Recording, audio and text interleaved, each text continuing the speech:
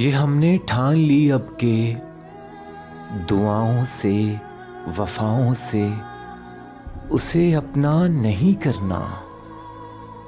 न कोई खत लिखना है, न कोई लफ्ज कहना है। न आंखों के दरीचों में सुलगती रात से पहले गुलाबी शाम रखनी है।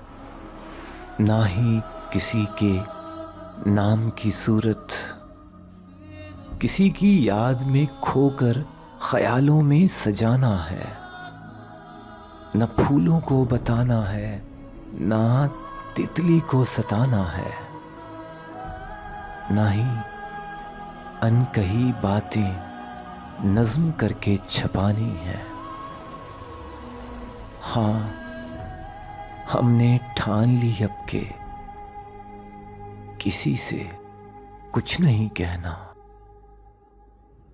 मोहब्बत जाती मसला है, मोहब्बत जाती मसला है।